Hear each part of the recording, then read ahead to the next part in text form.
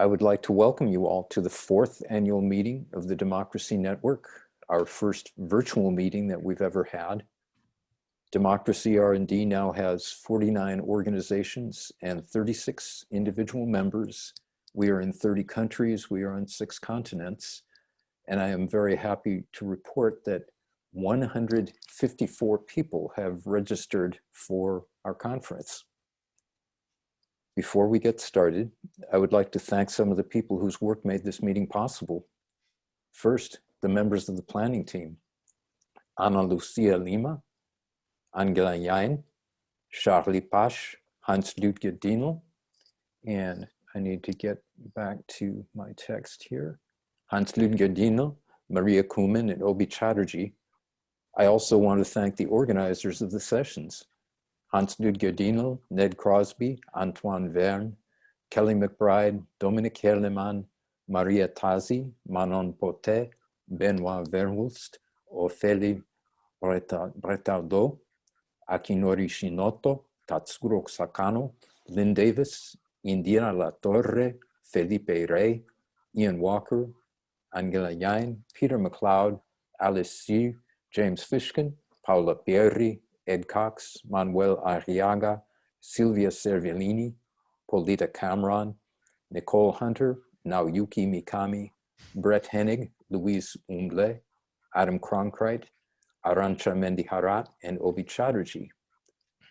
I also want to thank the members of our coordination working group: Angela Jain, Antoine Verne, Charlie Pasch, and hold on, Dimitri Lemaire, Graham Smith, Hans-Ludger Dienel, Maria Kumin, Miriam Levin, Alice Sue, Ayano Takeuchi, Lynn Davis, Nick Vlahos, and Silvia Cervellini. I also want to give a special thanks to Lynn Carson, whose weekly advising has made a critical difference in my ability to coordinate the network. I also want to thank all of our members for your financial contributions.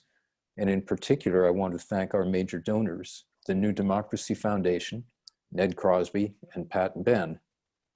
So now about this session. This year marks the 50th anniversary of the invention of the Citizens Jury and the Planning Cell. Today we are fortunate to have with us Ned Crosby, Hans-Ludger Dienel, Antoine Verne, Lynn Carson, and Jeanette Hartz-Karp.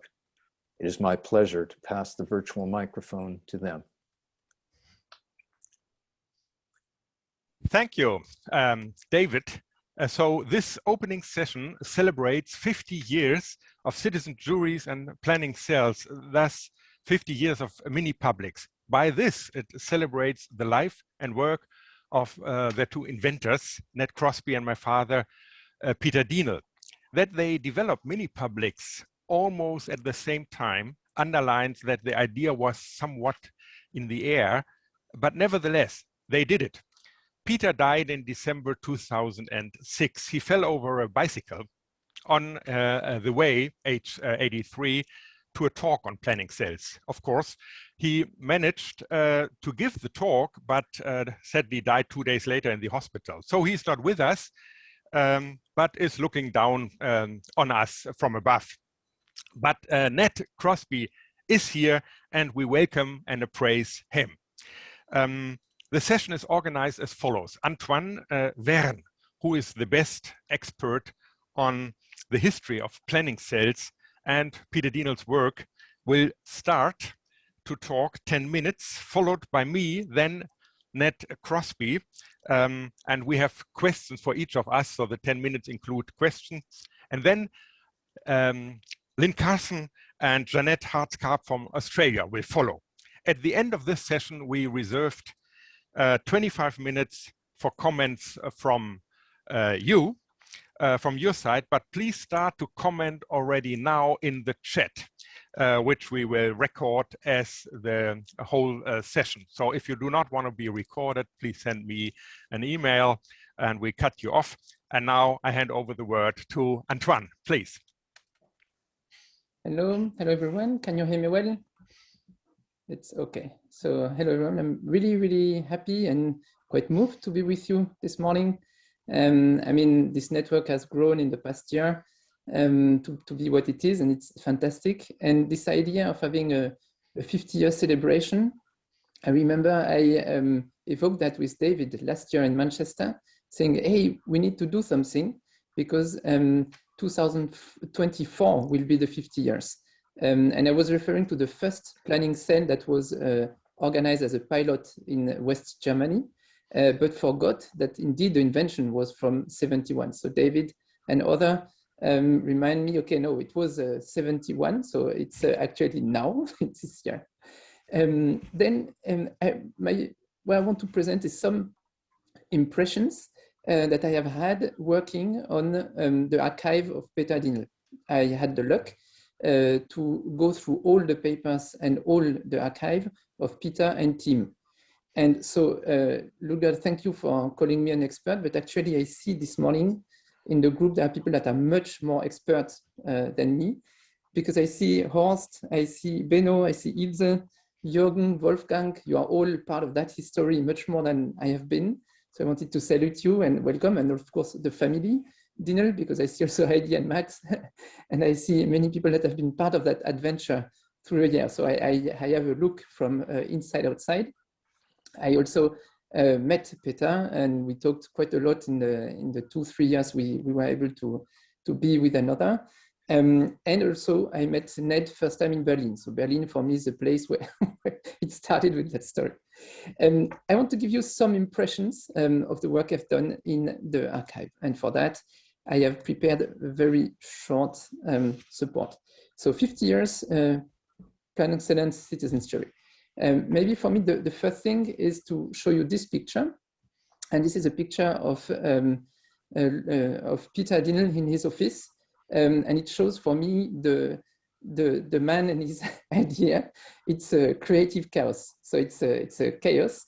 And what you see here is what I had to sort when I was in the archive. So imagine going through that. But at the same time, it was a full history of the planning cell and the looking forward. It's looking forward for Peter. It was always the thing. And I think that's very important because this is what he did, and what you did, Ned, is looking forward, imagining the future already in 71. There are 3 things I have learned by going through the archive. The first thing I learned is that many questions that we ask ourselves as a group, as practitioners, are questions that were already asked, researched, and have had some answers in the 70s, 80s, 90s. So I won't tell that to Horst or Mark. You have been doing a lot of work on the methodology, on understanding why is a group of 5 better than a group of 6 or 4? Why is it good to have 4 days or 6 or 8? And this is all a work that you've done, that we have integrated as a practitioner, not questioned during a long time. And now, as I think we are in a new phase, we start asking those questions again. So the first thing is many questions were already asked, answered, and we are in a new phase. The second thing I learned, for the first thing I learned is many things were already done. What you see here are pictures from planning cells in the 80s. So what you see is exactly what you can see today around the world, people sitting at tables, discussing, exchanging arguments. So that has not changed. This is the same, and this is working since 50 years. It works, but that's also. What you see here is Peter together with, I think, Hans, it's with him, you told me last time, or is it you, Horst? I'm not sure, who is in that picture. But what you see here is one process done in the 1980 on the planning of the new city hall of Cologne. And this was a very strong process at that time. It was one of the planning sets that showed you can do city planning with citizens. And so that's in the 80s. So that's, as you see here also, it's a process done in the 80s. Okay, so that's the number 2 learning. The number 2 learning is that it always has been a very damn hard job to convince decision makers to use the planning cell and to use the citizens' juries. And Peter was always connecting, convincing, arguing about the value of planning cell, but the answer was very cold. And what you have here is an answer from Angela Merkel in 2002 to a proposition from Peter to use the planning cell at federal level in Germany. And what she says is that planning cell is not legitimate because a random selection of people is not a legitimate way of representing the people, and the people have to be represented through election and through their representatives. So what I learned is, and that's 2002, but those kind of answers, those kind of reactions, you have them in the 70s, in the 80s, in the 90s, and it doesn't change. So there is still a very big job to go on convincing people that it is indeed a good way to make politics. The third thing I learned is, for that I don't, yes, maybe that.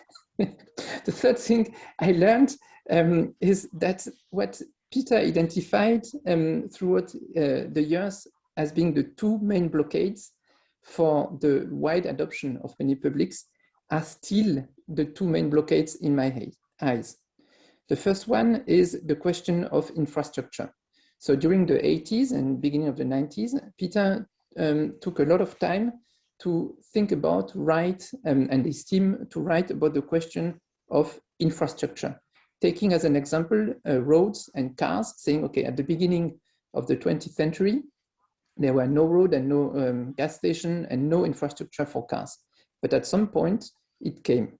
And this thinking was, okay, we need the same kind of infrastructure to build the network, to scale many publics. And particularly questions around the free time for citizens and the question of random selection, the infrastructure for random selection and the financing of many publics to have a kind of infrastructure. So that's the first thing.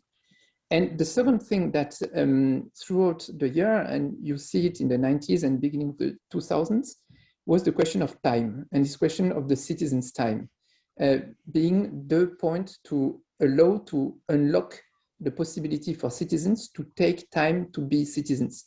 And this is a lot of writings, a lot of manuscripts from Peter about that question. Okay, how do we create that infrastructure? How do we create that time?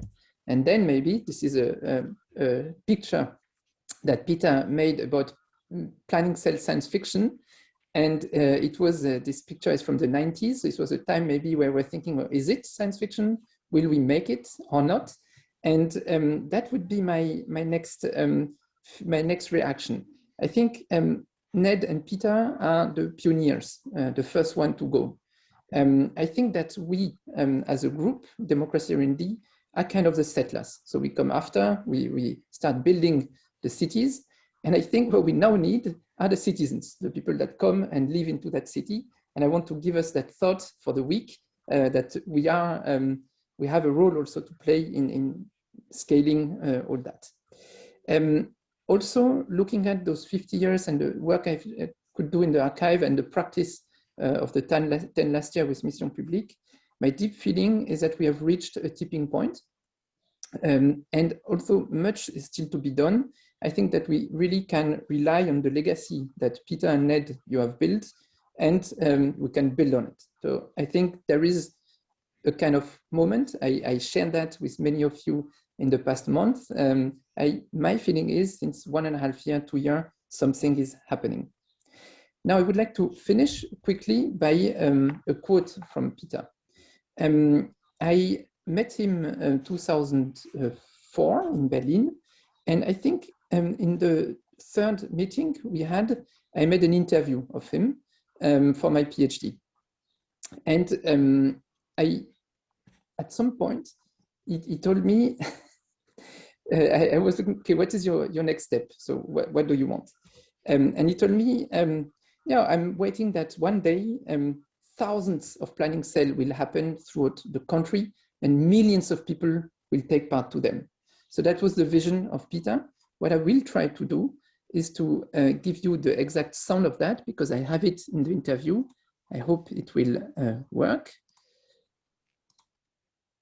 So you're going to hear Peter saying that in German. Das im Buch schon zitiert wird. Ja.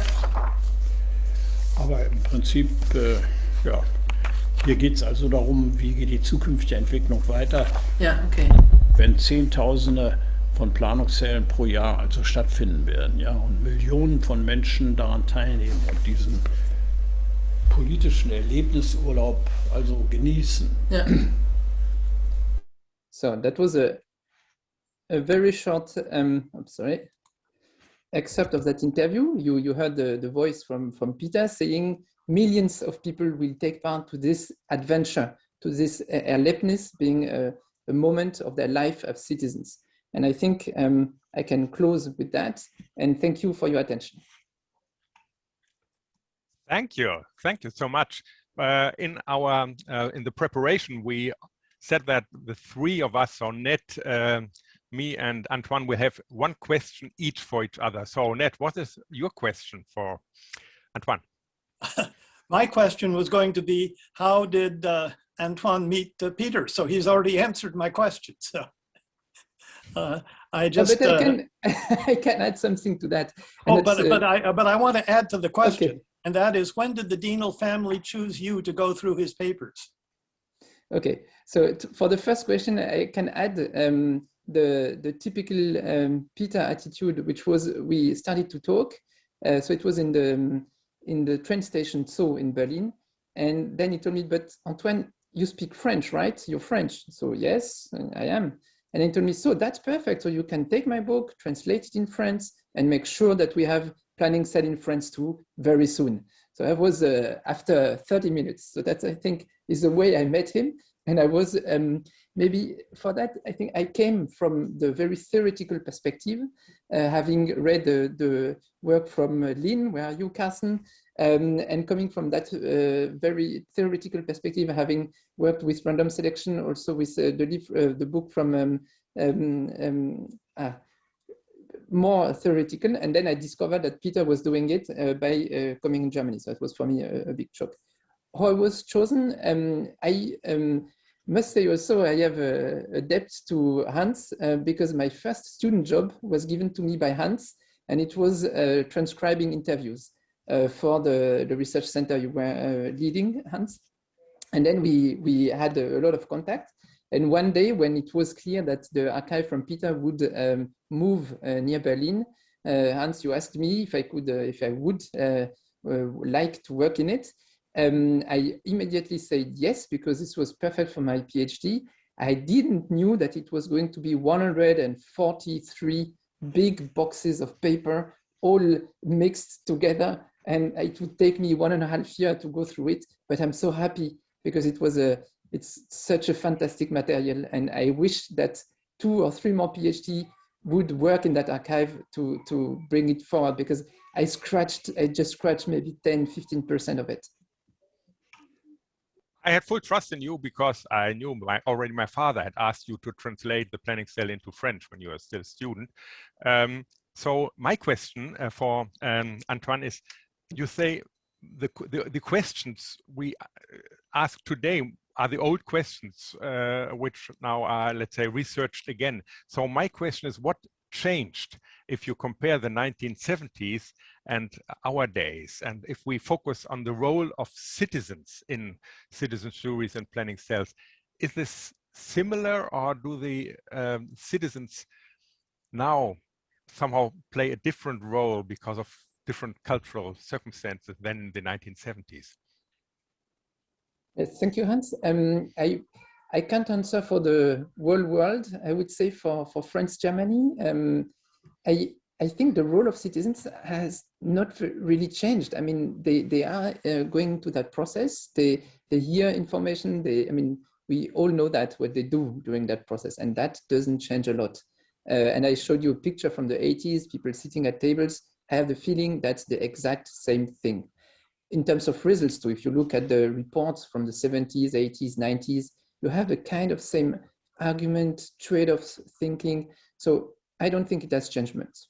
One thing maybe is in the recent years, the interface between the mini public and the maxi public.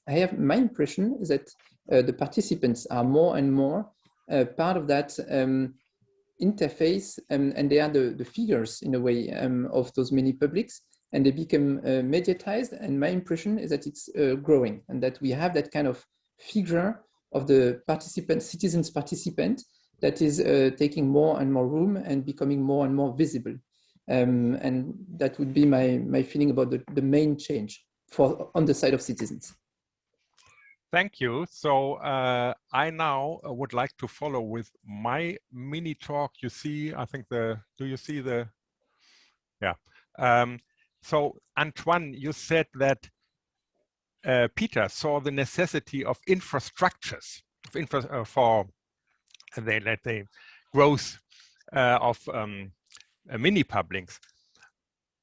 I would agree, but he didn't act as such. So for him, only persons counted. So he invested not in infrastructures, he did not develop infrastructures, but only in persons. And I would like to underline that by showing you, do you see the next slide? Is that, that's, yeah, here. Ah, yeah, now I can.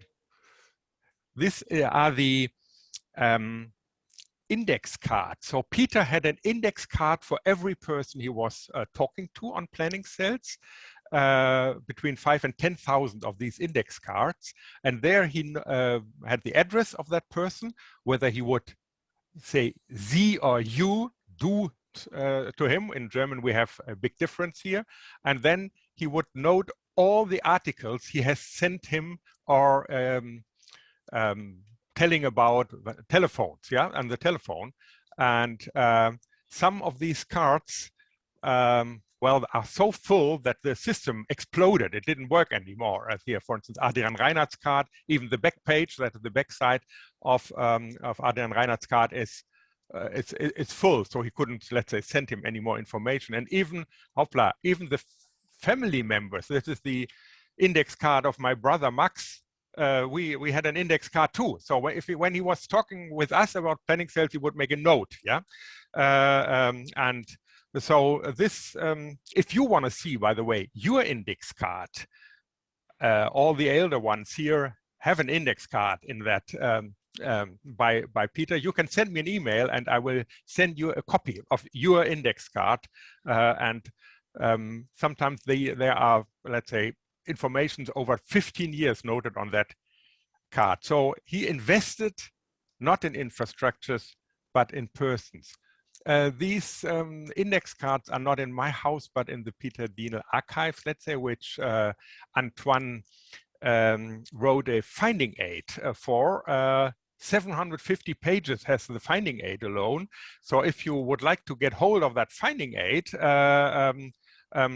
of these the archive, please send me an email. I will send you the finding aid, and I would like to draw your attention to a database on all the planning cells which have conducted, at least in Germany.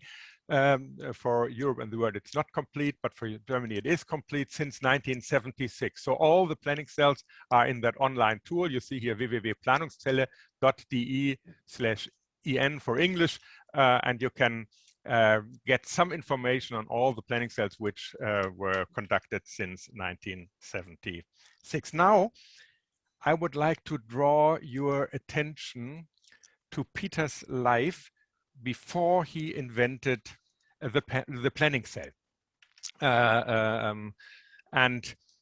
Peter was, as maybe some of you know, he was a youth group leader. So in planning cells, you can see and feel the spirit of groups, especially of youth groups. Before he became a professor for sociology, Peter was, in his early years, a Baptist minister. He took his PhD in theology, and a minister for student groups and youth groups. As a student, he founded boys' houses for runaways and later Christian student houses in German university towns. So he came from outside academia to a certain extent, and that enabled, I think, his radical innovation, similar to Ned. The formative role of group experience was decisive for his idea of planning cells. Many small elements of the highly standardized planning cell show this decade-long experience with groups. And my second point is his idea of life as such, let's say, and roles as an offer and as a gift. Peter believed everything is about a sense production and about senseful, interpretable activities, sinnvoll interpretierbare Aktivitäten. That was his, I quote him, and attractive roles. And so he often said, why do secretaries of state only seldomly are drunken in the streets, shouting, smashing windows or so? Because it's not part of their role. And the planning cell offers the citizens selected at random an attractive role as sovereign. And the inviting letter comes as a surprise, as a gift. It can change your attitude towards the world. It will transform you into a Zoon Politikon. Here again, we see a close relation to the good news of the New Testament. And it works. Citizens describe the experience of planning cells as a democratic epiphany, as a conversion experience. And my third and last point is the charisma of leaders and the charisma of situations. As a youth group leader, he obviously was a very charismatic person. In planning cells, however, charismatic leadership should be totally avoided, according to him. The charismatic abilities of the moderator might play a crucial role in Harrison Owen's Open Space or in Juanita Brown's World Café, but not in planning cells. Peter often stated the planning cell is immune against weak facilitators. The process creates the charisma, not the moderator or the facilitator. And having said this, I would now I'll ask for the two questions and then hand over to Ned. But Ned, would you pose your question first? Of course. What I'm curious about is when did Peter ever have doubts about the Planungszelle? Was he always optimistic? Was he always believing that they were going to work and move forward? Or did he have doubts along the way? Well, I think never. So that's what I guessed. And that might be the weak side, because the planning cell was a narrative and imaginary of the final solution, let's say, the heavenly Jerusalem, kingdom of God, which, as you know, already begun, but it is not visible. In theological words, it is a eschatological reservation. So already here, but not yet. It shows up when people gather in his name, but only for a short while. So he accepted he had to wait, and at the same time was curious, when will it finally appear? So he was more like John the Baptist than Jesus himself, if that's not a blasphemy. Thank you. On my side, Hans, I couldn't choose. I have two questions. The first one is when was the moment, your kind of epiphany, you said for yourself, okay, I think this is a good idea. I want to do it also. I want to push for more planning cells, for more mini publics. So that moment where it convinced you as a model, as a tool. And the second question is, I send you back to January 1971. And what do you say to your father when you met him? And I think the question we could ask also the rest of the family, but that's sending you back in time.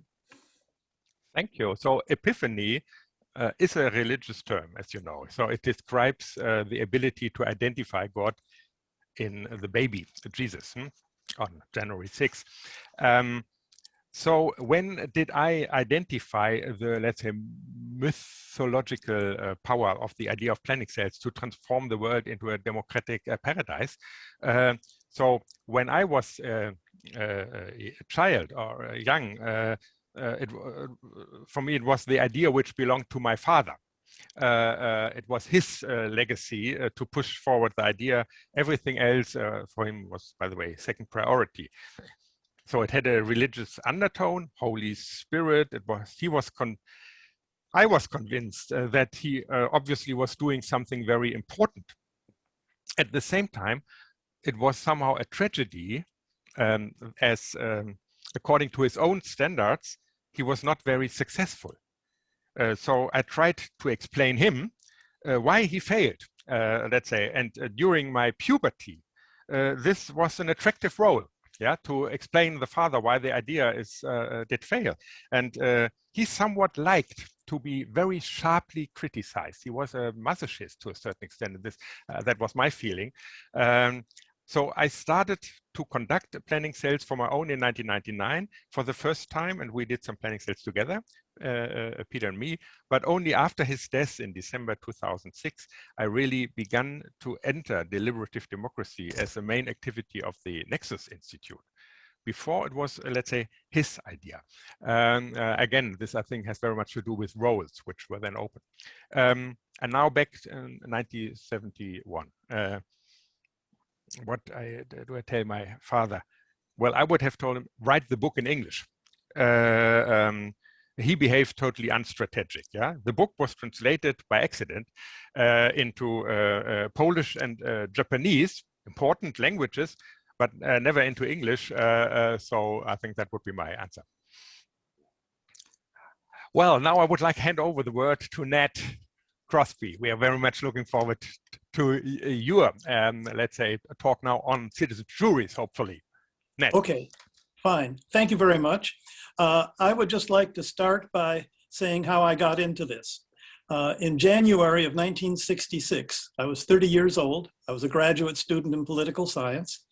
And I decided one day to write down something entitled Notes on Policymaking and the Public Interest. And the first sentence I wrote down was, how can a dialogue be established to arrive at a consensus about what a proper decision is? So that's what I did in 1966. But I wanted to get into how does one justify an attitude. So I spent, in a period of 5 years, I spent 3 years total studying metaethics. Reading metaethics, something that nobody pays attention to anymore. Metaethics is the discipline of how do you justify a normative statement. If person A says one thing and person B says a different thing on a policy, how are they right? Which values are correct values? It took me 3 years to finally decide that there was no intellectual foundation for normative statements.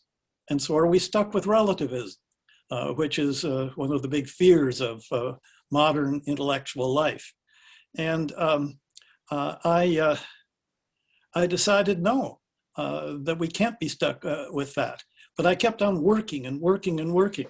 And so here's what I did. I was writing all of these essays by hand over the years.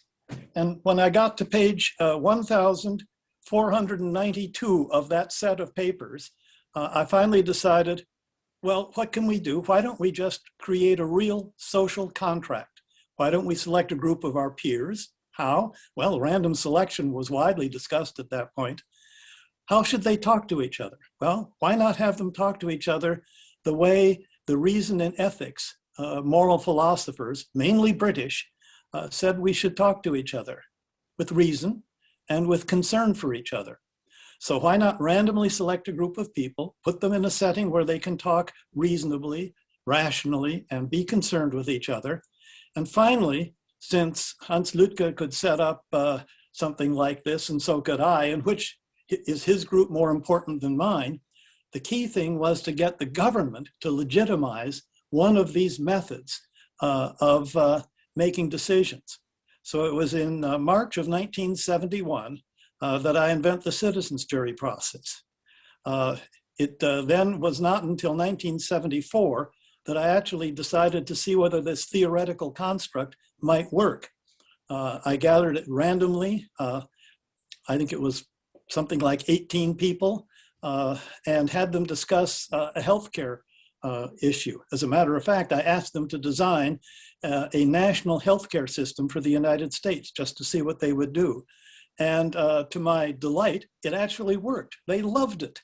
there was a nurse whom we had randomly selected who said at the end of it all, you know, it's like popcorn. The more you eat, the more you want. So I was just delighted. But I realized at that time that there were two key things. One, how do you set the agenda for this? And we still have problems of agenda setting for mini publics or citizens juries or Planungszellen. The other thing is that I disagree with Peter, or what Hans Lucas said about the process will carry itself. A good facilitator, in my mind, and this was the way I approached it, a good facilitator is critical because a good facilitator almost is like a director of theater who is working with a group of people, and you want to see what's happening with the people in the room, the 24 people or however many you have seated around a table. You don't want to let anybody talk too much. You don't want to let somebody just sit there with never having the opportunity to speak up. So it was then in 1985 that something happened that was one of the delights of my career. And that is that I received a letter from a professor, Peter Dienel, saying that he thought I was doing work similar to his. My wife and I, 2 months later, went to Germany and met Peter. It was very exciting for me. I am fluent in German, flawed German, but nevertheless fluent. And Peter was fluent in English. And we sat down in the afternoon and started talking, must have talked for several hours, going back and forth between German and English. Peter's command of English was wonderful. He is the only man I know who could start a sentence in English and finish it in German and put the verb in the right place. It was fun. The next morning we pick up again, and I discover that he and I found so many details of the process that were the same. We invented the same thing, and I couldn't believe it. This seemed to be an absurd situation to me. So I decided to say something absurd. I pointed at him and I said, "Your mother's named Elizabeth, isn't she?" He looked at me with some astonishment and he said, "Yes, but why are you saying that?" And I said, "Your daughter too, she's named Elizabeth, isn't she?" And he said, "Well, yes, but why?" I said, "Because mine are too." And it turned out that his Elizabeth was born 6 days after my Elizabeth. And so if there is some sort of strange cosmic thing going on between Peter Dienel and Ned Crosby, perhaps there's an indication of it. In any case, I don't want to go into all sorts of detail, but I will hold up this book. This is my book called Healthy Democracy. I believe that I have sold somewhere between 75 and 80 of these copies of this book. In other words, virtually nobody has read it. So what's the big deal? Why am I showing it to you? Well, there are two main suggestions in this book. One is called the Citizens Initiative Review. It is a method of using a citizens jury to evaluate a ballot initiative. My wife and I, and someplace on these screens, you will see my wife, I don't know where she is, Pat Ben. Pat and I worked from 1999, starting off with the idea. I put the idea for the Citizens Initiative Review in this book. And in 2011, the state of Oregon in the United States makes it part of their state law that a citizens jury should be used to evaluate a ballot initiative. And I know this is the first time that something like that has been done, because what I believed was that it was very important for citizens to be able to speak up about the initiatives or the referenda that are put on the ballot, because so many voters don't understand what they are voting for when they vote on an initiative or a referendum. But the major proposal of this book was what I call the Citizens Election Forum. And this was based upon work that I did with the Jefferson Center in '89 to '92, evaluating candidates on their stands on issues. My belief is that until we can get use citizens juries, Planungszellen, if you will. I make no difference between the two. Peter and I would disagree on that. Peter would say, "Oh, no, there are significant differences." And I would say, no, there are no really big differences between them. I believe that they need to be used to help voters do a wiser job of voting, because so many people don't know what they're doing when they vote for a candidate. So I have just recently written an article which is posted in the Deliberative Democracy Digest, a new journal, about moving ahead to use citizens' juries to evaluate candidates on their stands on issues and to evaluate other characteristics of what the candidates are saying. So I guess that's basically what I wanted to say in a very quick overview of my work. I know that some people are wondering whether we are at a tipping point, or indeed is there a wave that is taking place with all of these deliberative methods. So I would like to comment on what happened in 1994 when the Institute for Public Policy Research in London sent one of their research assistants to visit Peter in Wuppertal and another one to visit me in the United States. And they wrote a booklet on citizens' juries, which stimulated the British to run some 300 citizens' juries over the next decade. And this was very exciting, but also not so good, because I would say the majority of those 300 were poorly run. Some of them were only a day long rather than the 4 or 5 days that Peter and I thought was needed. The facilitation was very mixed in terms of its quality. And finally, later on, a few years later, Gordon Brown, when he was Prime Minister of England, went around England running citizens' juries on healthcare in order to find out the best healthcare plan. Now, these citizens' juries that he conducted lasted one day. The agenda was set so that, interestingly enough, the participants always supported Gordon Brown's approach to healthcare. And that basically was the demise of the citizens' jury process in England for quite some time. I'm proud to say that the Jefferson Center, the organization that I set up and that is now being run very effectively by a man named Kyle Bozenko, the Jefferson Center is running citizens' juries for the National Institute for the NHS, the National Health Service in Britain. And we're proud of that, that the NHS feels that the Jefferson Center in Minnesota is the group that they would like to use when they are using citizens' juries. So that's basically the presentation I'd like to make, and I'd be happy to answer any questions. Thank you so much. So Antoine, what is your question for Ned? So yes, for Ned, my question would be, can you share with us the moment you thought, okay, we're almost there, we are going to make it, it's going to scale to happen, and the moment where you thought to yourself, okay, never gonna happen, let's drop it? Well, one of my virtues, or perhaps one of my failings, is that I can never give up. And so perhaps like Peter, I just keep on going because the joke I would make with people was that I could never quite manage to fail. Every citizens' jury that we ran had some virtue to it. I could always see a way of fixing it up to make it work better.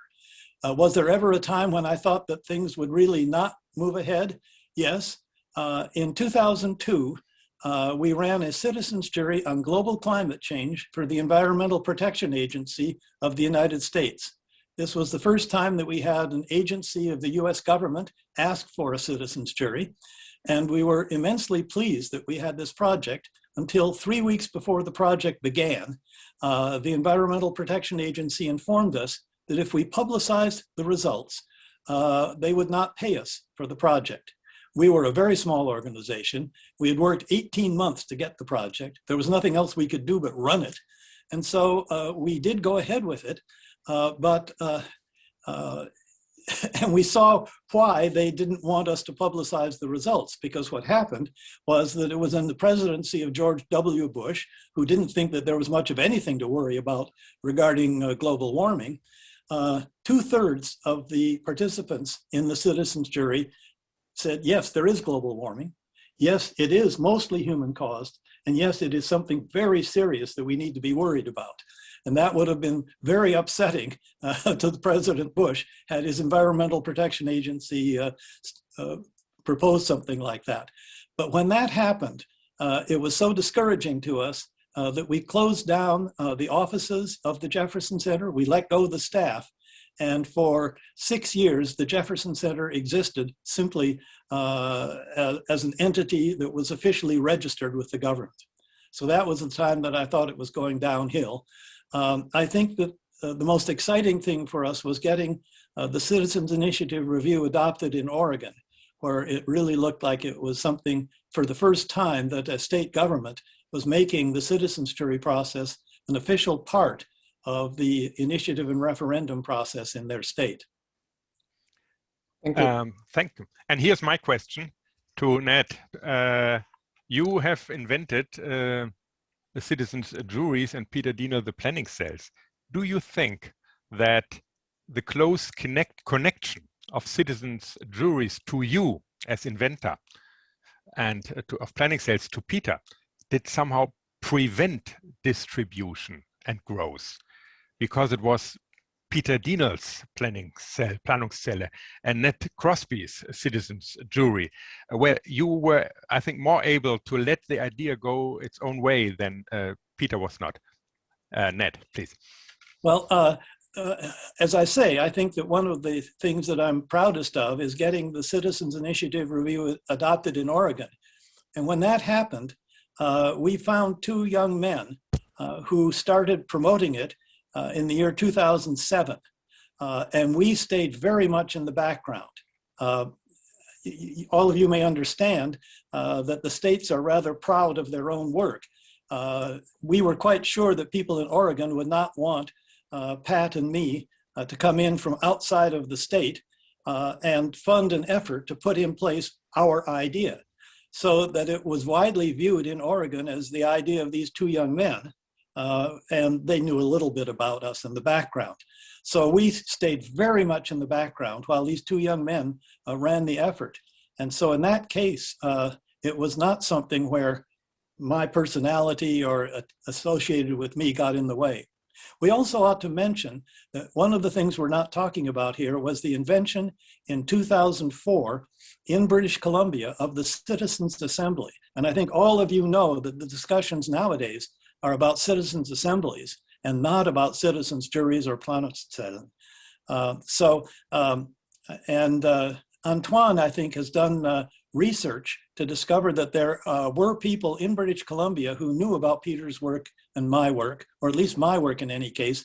I think that, as Hans Lüdke says, because the book Planungscelle was in German, they knew more about my work than about Peter's. But in 2004, the invention of the Citizens Assembly and what the Irish did with it in 2014 was a very important step in the whole movement. And that, interestingly enough, moved ahead without the people from British Columbia promoting it that much. It was the work done by the people in Ireland who picked up on it and moved it ahead, which I think started the upswell of uses of citizens' assemblies that we are seeing going on now. Thank you so much. So I would now like to bring Carson and Jeanette into the play. So Carson, could you share with us the Australian perspective? That is, how did citizen juries and how did you hear about citizen juries and planning cells, Ned and Peter, and then executed and developed mini publics in Australia? Carson. Hans, can I ask a question? Is it correct that we have only 8 minutes left for this session? Oh, no, you have now 8. You have 8 minutes now. Okay. So firstly, no, we have 90 minutes altogether for the session. Oh, so. It's not an hour, 90-minute session. Good. Phew. Firstly, I want to see my index card. I want to know if Peter Dienel kept an index card of our conversations. Definitely. And I'm guessing he would have a very messy card that was Carolyn Hendricks, because Carolyn went to Germany to do her PhD and I know interviewed Peter a number of times. I had much less to do with Peter and the planning cell model than I did with Ned's citizens jury. It occurs to me that there might be something in the water in 1971, because in Australia there was actually quite a bit of activity. Fred and Marilyn Emery and Alan Davies were doing very similar work in trade unions, and they were influenced by the Norwegian Industrial Council. So it was something happening in Scandinavia that was affecting them, and they were putting it into use in Australia and Tasmania in trade unions. But I only heard about it in 1990, and that was because, so I was 20 years late.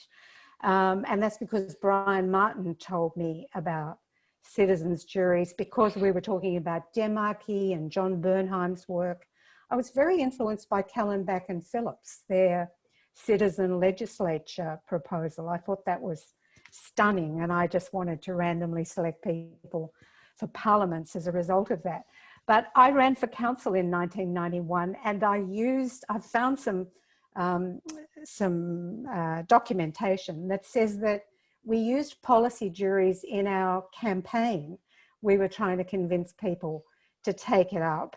And someone at Southern Cross University, Alan Davies, contacted me and said, you have to come and see me because I don't know anyone else in Australia who knows anything about citizens' juries. So he was very excited that I used language that was familiar to him, but he hadn't come across anyone else. So obviously 1991 was, wasn't particularly well known.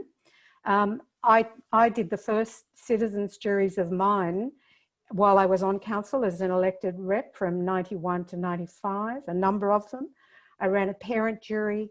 I started a PhD because I was so miserable that I thought I might as well study a PhD at the same time as be on council. And I visited overseas in 1997, and I met Lars Kluver from the Danish Board of Technology. And I think I met Ortwin Wren at that time. And Ortwin was a collaborator of Peter Dienel's. And I really loved his three-step model. So I started using that. And Lars, of course, convinced me that consensus conferences were what we should do. And in 1999, we convened a big consensus conference in Australia. But I did an audit of mini publics in Australia from the 1970s through to 2006. And by then, there had been 78 in Australia. And 42 of those were in WA, and Jeanette can talk more about that. So I think there was an upsurge. I can see this huge thing happening in 1999 in Australia. Suddenly they went crazy. And I would say there's probably been about 150 now in Australia. I know the OECD is showing 48, I think, but I know that's wrong because of my 78 by 2006. So there were quite a lot. We did the Australian Citizens Parliament in 2009, and that was influenced by the British Columbian Citizens Assembly. You're right there. I think what's interesting to me, just in summary, is that firstly, there was that upsurge in 99. There've been an enormous number of citizens' juries and no planning cells in Australia. And I wonder about that. I think perhaps because it is less flexible than the citizens' jury. Jeanette and I have written about adapting mini publics, and I think planning cells, they're very prescriptive, and I suspect that's why, although I would love to try them out. And I think Jeanette Hartskarp, who will now speak, and I had a similar experience to Ned and Peter in that when we met each other in the 1990s, she's on the other side of Australia, we both went, oh my God, we're doing the same thing, and we've been doing the same thing for nearly a decade, and we didn't know each other. So we've had a very close collaboration ever since. So I'm enormously grateful to Ned Crosby. And of course, I am grateful to Peter Dienel as well because of the influence that he has had on so many people that I know are doing great work in this area. And finally, I wanted to say, just trying to think, when did all of this begin 30 years ago? If there is anyone listening who is new to this field, I would urge you to start documenting your influences right now, because it's really hard to go back 30 years, let alone 50 years, and try to recall, although it sounds like Ned's done a great job of that. So over to you, Jeanette. Thank you. Jeanette, how did you conduct the first citizen jury? I think together with Ned, didn't you? I did. So I first met Ned when I went to this conference that I didn't know much about till Carson told me about it. NCDD, it was a National Coalition for Dialogue and Deliberation. It was an international conference, early 2000s.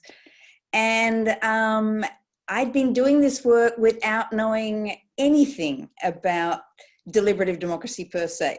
We'd called it empowered citizens engagement. I'd got a job with a minister totally by chance that in a gymnasium, being bored one day doing weights, I told her when she got into government, she should do something different and actually involve citizens far more in a government and do empowered citizens engagement, largely from things I'd been reading about Blair even more than anyone else.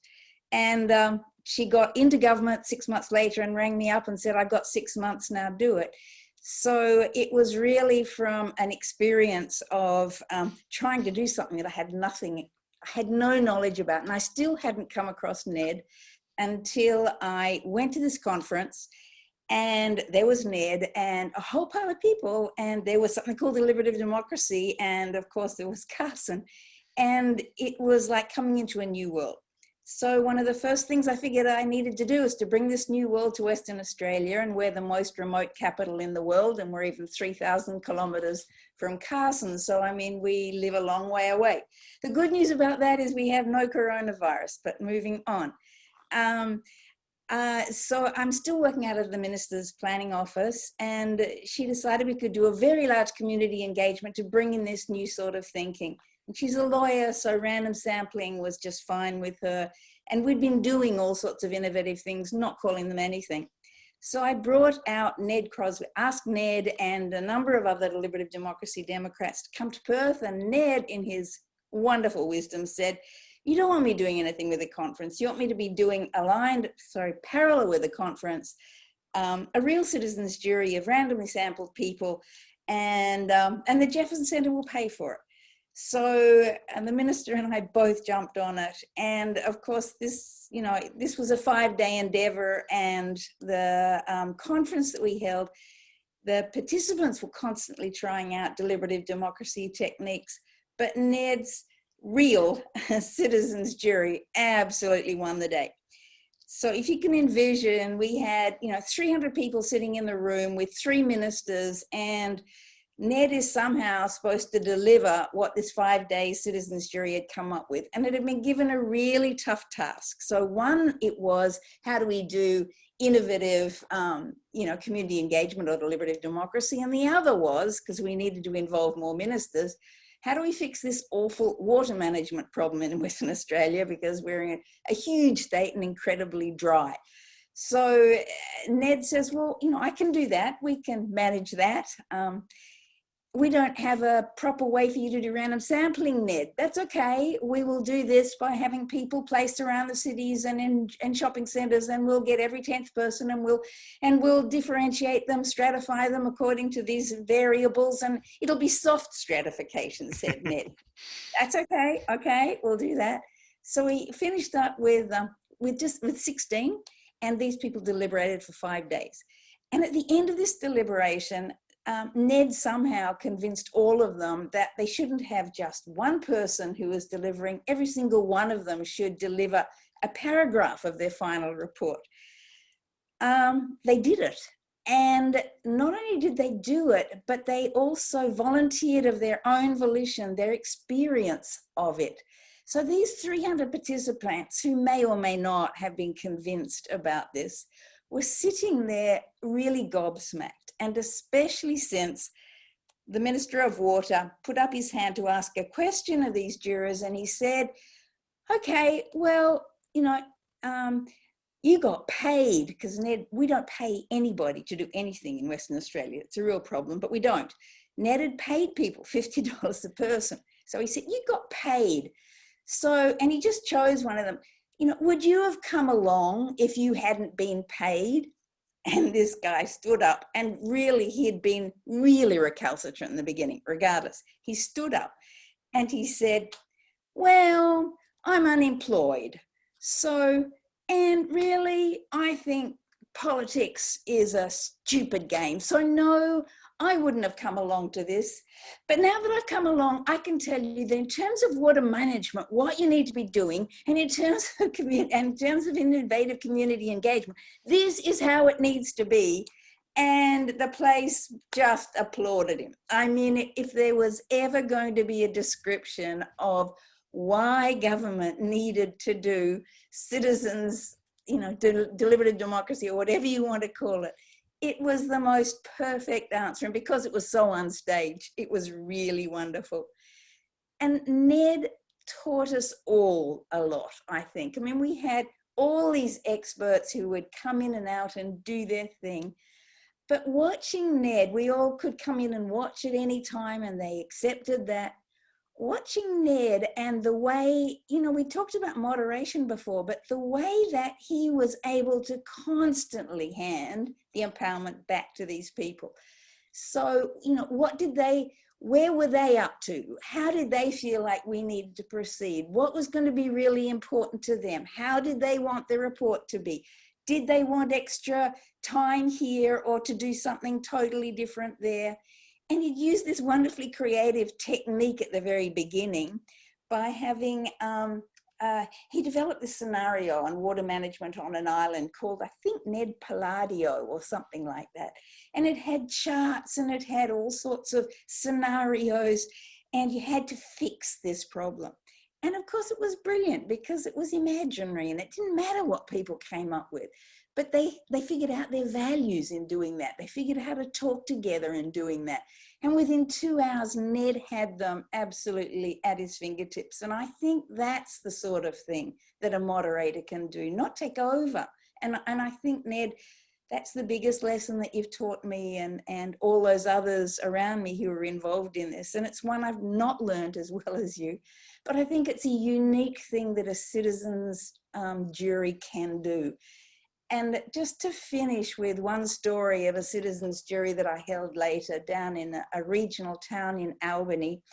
And we had a random sample of 30 people, and it was a city planning problem. And at the beginning of the jury, we asked people what sort of roles they felt like they'd like to play. And one woman stood up and said, I want to do nothing public. I'm prepared to be in here, I'm prepared to work, but I want to do nothing public. So the citizens jury met, deliberated, did their work, and then had to figure out who was going to deliver the results to the public and to the newspapers.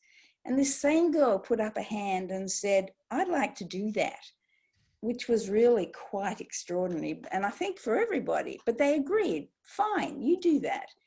And she did a beautiful job. And she came up to me later and said, look, I need you to know I was randomly sampled straight out of being in a drying out center. I've had a drug issue for 3 years. I didn't know if I was capable of doing anything. She said, I can take on the world now. And I think those sorts of things, if we can give citizens that sort of empowered feeling of civic efficacy and self-efficacy, then that's huge. So I didn't know about Hans-Peter not until a lot later. And but if you're doing the same sort of thing as Ned is, I think it's brilliant work. Thank you so much. So Ned, you have a comment, but then we have to then hand over the word, please. You are muted. I want to make a quick comment so that people understand. What Jeanette did in bringing 300 people together for a conference amazed me. You should know what a brilliant job she did with practically no help other than from her husband, as I remember, in pulling together 300 people in Perth. So she's astonishingly good at pulling people together. And Carson, you need to take a great deal of credit for all the good work you've done. And people ought to know what you did to get Luca Belgiorno Nettis to set up New Democracy. You've played a wonderful role, and people should be aware of the wonderful role you've played. Thank you, Jeanette, for these wonderful 2 stories about the epiphany of the Minister of Water Management and the women selected at random. So now we have 20 minutes left for comments from the broader audience. So I would like to ask you to raise your hand by this and to comment on in the chat, because we would like to file the chat. Maybe I would like to hand over the word first to our colleagues from Japan to talk about planning cell and citizen juries in Japan for a minute. Akinori, would you do that? And otherwise, I would like to ask you to raise your hand, and then we'll give you the word. But Akinori first. So, thank you, Ludger, and also thank you for everybody. I was very happy to hear the story of Peter Diener because I met him in 1995. And then I was so impressed with planning cells and also his ideas. And I decided to introduce planning cells and also Peter Diener in Japan, in Japanese. And then I wrote, this is my first book. And then this is Peter Diener.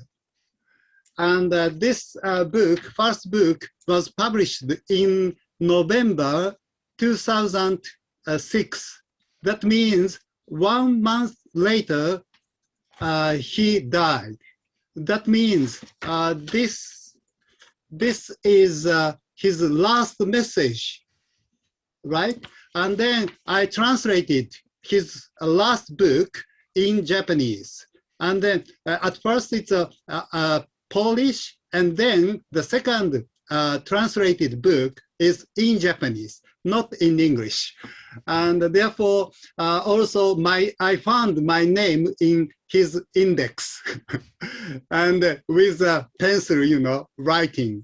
And therefore, today I was so happy to listen to so many stories from Antoine. And also I met Ned Crosby in Berlin in a small breakfast room, also Pat Ben together. And then beforehand, I bought his book, Healthy Democracy, right? And then I wrote some articles in Japanese about Ned Crosby and also his work. And I talked to Ned Crosby, and I showed this book, and then this was not new one because second hand, but it was so impressed. Yeah, thank you very much. Thank you, Graham. You raise your hand, but you can raise your hand down right reactions. If you go click on reactions, you see possible. And one is a hand to rise in Zoom. So please do so, and then I hand over the word to you. But Graham first, please. I have a question for Ned, and maybe you'd be able to answer this for your father, Hans Luger, which is, I'm kind of interested where you Ned, in your conversation, you were talking about there were lots of people discussing random selection at the time. I'm kind of interested, who was it who influenced your ideas of actually adopting random selection at that time? And I don't know whether you know if there's anything about that for Peter. So I'm just interested to know where that idea came from. Well, the most important book in political science when I came into graduate school was called The American Voter. And scientific random sampling was widely used in political science. Started in sociology, moved into political science. And so everybody was talking about random selection. There was also John Rawls, who was talking about his hypothetical ideas and his notion of justice based upon a hypothetical social contract. I never liked Rawls very well because I felt that he didn't have any firm foundation as to why I should be interested in his hypothetical random selection process. I wanted a real social contract and not trying to create rules of justice from a hypothetical notion that Rawls had. So random selection was all over the place in political science, and it just seemed like a natural tool to use if you were going to bring people together. Can I just come back on that, Ned? Random selection was all the discussion in relation to things like surveys and things like that, but not in terms of small group community, small group engagement around deliberation. I think that's the move that you made that wasn't there. So people were talking about the importance of sampling, but it's only, there's the stuff which Dahl was writing around mini populace, which was a very theoretical idea, but that was, you're actually practically connecting it to deliberation, which I can't find that from anyone else apart from you. Yeah, Maybe, well, I never talked about deliberation because I didn't know what deliberation was. I did it, but I never talked about Okay, it. that is, I meant you did it. maybe I would like to hand over the question to Jürgen Brandt, professor for law history and close collaborator, friend of my father. Random selection is a very old democratic idea, you know that, Graham, of course, and Jürgen can speak better about that. But the combination with deliberative small group democracy is, I think, the innovative thing. But Jürgen, do you have a comment on that from a history perspective?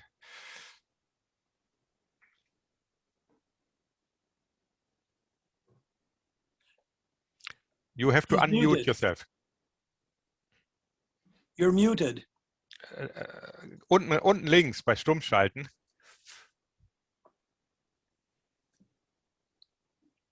So, Yeah.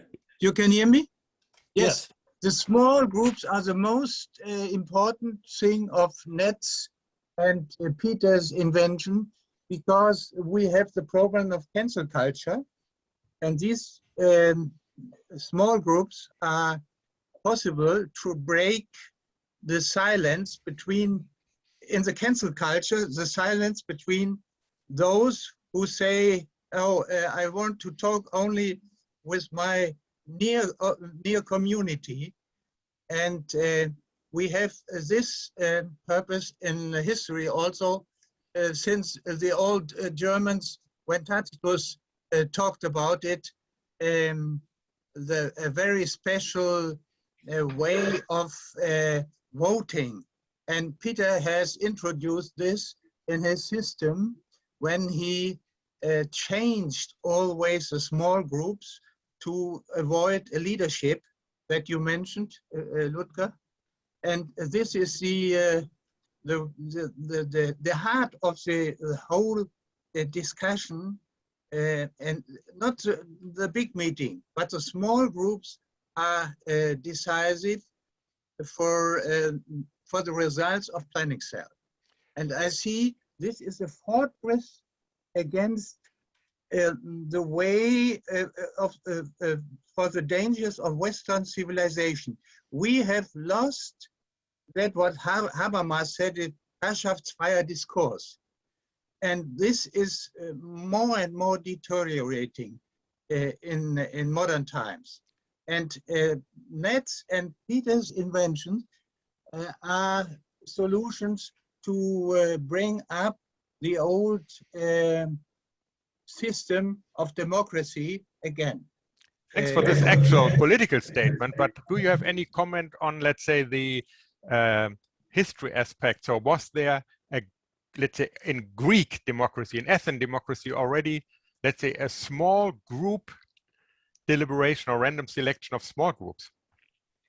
Yes, Peter showed me that there was a sort of lottery with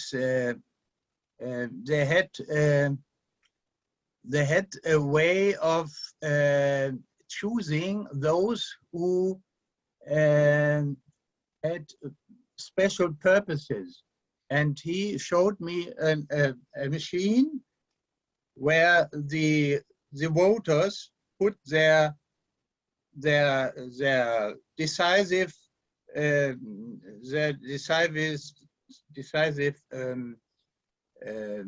feelings and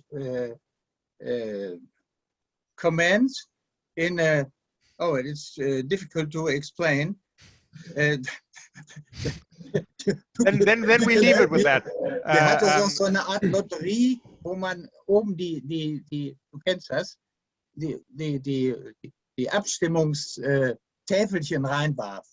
The old Greek lottery machines. Yes. Of course, he was shaped by, let's say, he had a classic education, spoke ancient Greek, but was the small group deliberation, I think, is the new thing, Graham. Yes. But maybe as a comment, I put it in the chat, but I found no reference to the Athenian Boulé or sortition before the mid-80s in the archive. And that's for me, and that's also confirming what you said, Ned, that at the beginning this was a very empirical way of saying, okay, what was clear is we need people that are not in the system, that are not the usual suspects. So how do we do that? And then indeed, falling back to the techniques of opinion, random sampling for opinion polls, that was the way to go. But I found no, I mean, what I found in the notes, the earliest references to Athenian democracy are in the 80s. So it was maybe there, but not as a narrative. And the narrative that we know today for sortition-based processes is much later. And I don't know for you, Ned, but that's my impression too, that in your, the way you express it, it was not the first narrative to build that model.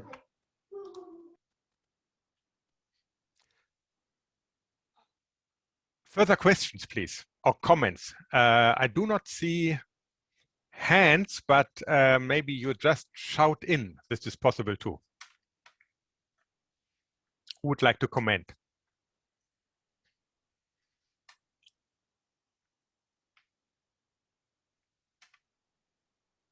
I will make the comment. Yeah, then and Graham, Alan comes after you. Ned, please.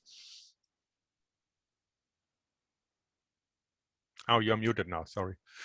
My comment is that in a citizens jury, if we end up and say any questions and nobody has any questions, we have conducted the group poorly. There should be many questions. And when there are none, then we've talked too damn much. You're right, Graham. Hi, that was fascinating to get a handle on some of the recent history of deliberation. And as someone who constantly is emailing out to a wide group of people who are engaged in deliberation, it would be really helpful to have even a 1 or 2 page summary of landmarks of modern deliberation for those of us who are, for example, trying to convince members of parliament that this isn't a recent invention in the last 5 or 6 months, but actually has got some history, and relevant political landmarks where people have used this so that it's not seen as something frightening, particularly for legislators. I don't know whether that's handing on a job to somebody else, but I'm sure the expertise we've got on the call will be able to do that relatively speedily. It probably exists somewhere, just point me to it. We take this as a homework. So, Doreen. Apologies, hi. I suppose I am a historian, so history always interests me. I am interested in how this connects to getting the stuff that comes out of the end of any of our forms of deliberation activated. Jeanette was really interesting in managing to start with a politician. And that feels like the tension between representative and participative democracy. If we are going to make this a method that gets into our system and is regularly and routinely used, I suppose I'd be interested to know how Ned felt that went in his early days. And you said Oregon picked up at least part of it. But it feels to me as if we're going to make that jump across, we need to have both political interest and recognition that it's not entirely a threat. Ned, you have to unmute yourself. You have to unmute yourself. Sorry about that. We have to be a threat. I believe that democracy is at a very tenuous state right now, and the old game of politics is completely encapsulated in the kinds of polarization that one sees in the United States. So I believe that ultimately the biggest thing we can do is threaten the current system. Now that doesn't go very well if you're trying to get things done. In Germany, I believe, and Hans Lüdke, you can speak to this, you are able to talk decently with and have good relations with people who are high up in the German government. But in the United States, we are in such a bad situation that I think we need to start using citizens' juries to evaluate candidates and vote out of office those who are playing the game of politics in a disastrous way. That's a really interesting answer, but it is very US based, if you like. I suppose for me, if we're going to see this move, we need to do both. And I don't disagree, we need to be disruptive. Of course we do. But I think if we're going to see our system shift, we have to demonstrate both to people in power now, but also to citizens, that this is a way that they can be effective. So I suppose I was just kind of interested in how one does both. Well, we have in Germany now the assemblies, the citizens' assemblies, run by the German Parliament, and that makes a difference. Of course, we now have two last comments, and then we have to close, unfortunately, the session. And I will say some word to the next session, which starts at 10 o'clock, and that's Eun, Jeho, and Enrique Nicanor. Please make your comment. Eun, why don't you start? And you unmute yourself. Okay, here we are. Hello, thank you very much for the opportunity. But well, I just wanted to react. It's my first time, and thank you very much for the invitation. I want to react to the idea that Ned Crosby said that if we don't create any reaction, it's a failure. It's absolutely, in my case, absolutely contrary. It's my first time participating with you in this conference. And I was absolutely fascinated by the idea. I mean, very new. I mean, in this field of deliberative democracy. But I really believe in the idea. I didn't know that so many works has been done before, exactly, at this moment. And well, it really takes me for the only similar experience I have had years ago in the 70s, when a group of crazy, innovative people around public television situation in the 70s, you can imagine that. And it was a very small group of people. We met at the Rockefeller Foundation because they offer us the possibility to be there. And it was people like Nanjun Peck or even Noam Chomsky and representatives from different public televisions, just to think about how we could do some more interesting, democratic situation for public television, what by itself is something that must be public in the big sense of the term, and you know in what situation we are today. But at that time we created something that was absolutely independent, just going for the fundamental thing that you are trying to create now, which is use the citizen as a basic element to spread the idea. And that was fascinating. The creation was the Input International Conference at that time. And that was something to use the unit for everything should be the opinion of the public, let's say, the citizen. And then we have to approach them, the public, just to understand what should be done in public television, not just because of the decision of different institutions or television buildings or institutions. That works very well to decide to teach and learn for mainly for, in that case, the politicians or television station managers, how to decide that a program there's a need of a kind of program, and not to do it that in a random way. They say, I like this program or I like this program because of the officials of public televisions. So well, that's my experience on that. And this is the closer thing I have found in this time. Thank you for sharing that with us. And sometimes people don't speak, you're right, because they just want to listen. And it's interesting. Eun, your last word to you. Please be short, we have to close. Thank Yes, you very much to everybody. Yes, but we may have just 2 minutes before we close the session. So can I continue? Yes. Yeah, in fact, I was curious what do you think about the idea of James Fishkin, who says that it's quietly necessary to minimize the intervention and the role of facilitators or moderators in the process of deliberation, because if we go back to the original idea of facilitation as it is proposed by Ned Crosby or Peter,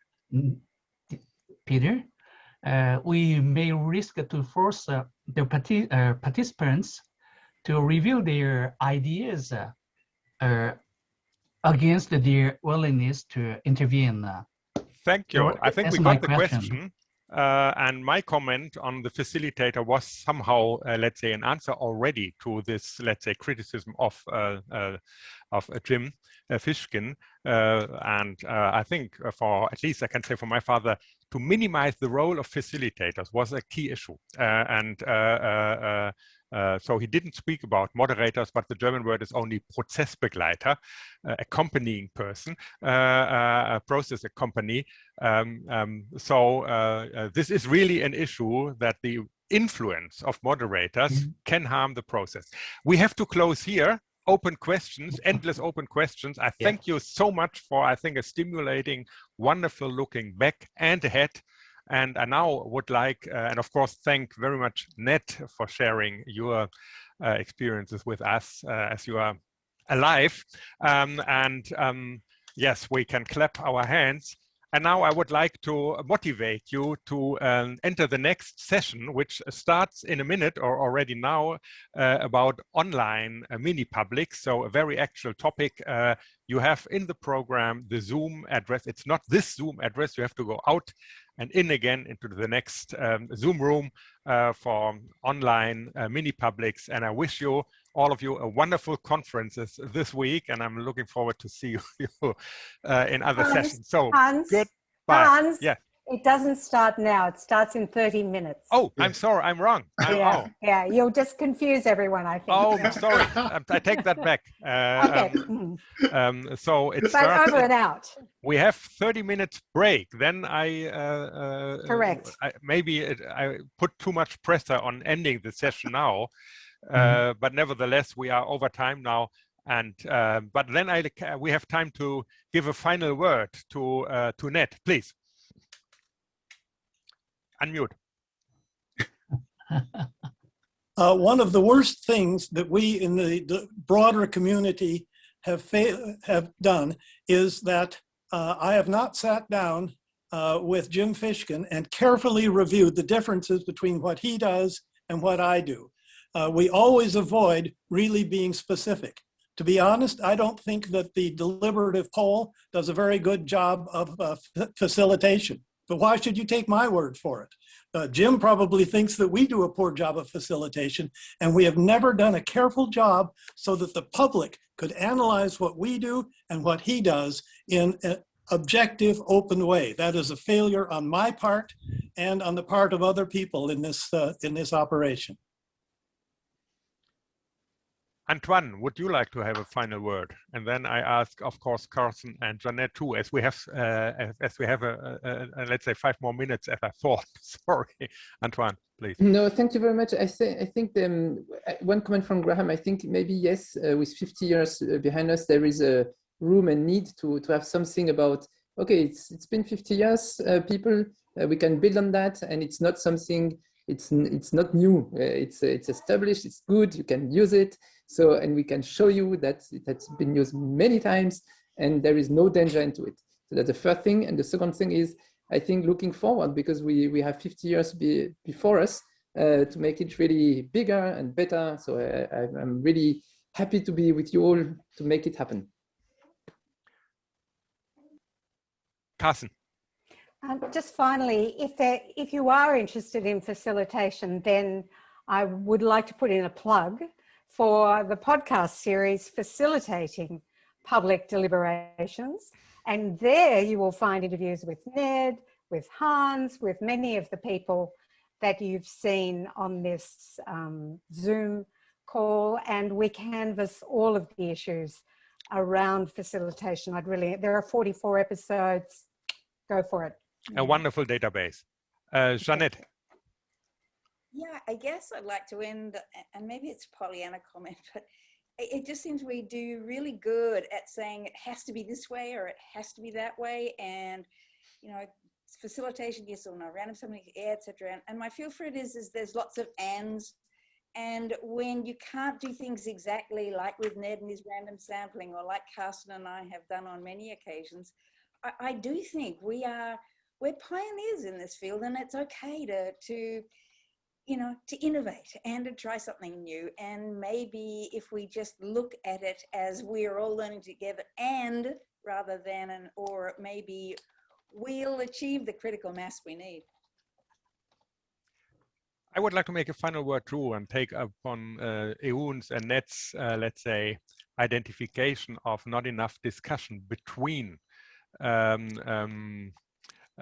deliberative polling and mini-publics, and would like to promise that in our next annual meeting, which physically, hopefully will take place in Berlin of Democracy R&D, we will have a session with Jim Fishkin and Ned Crosby and others on that discussion. I think even Jim is now relaxed enough to have such a discussion, and I'm looking forward to that. So and we can also organize, of course, a tour of the archive, and I can show you some of the highlights of it, because if it's in Berlin, we must go there and have that visit. Yes. So thank you for this final word, and all the best now for the upcoming conference. Visit the sessions. We see us in a plenary session at the end of the week on Friday again, all of us. So bye-bye.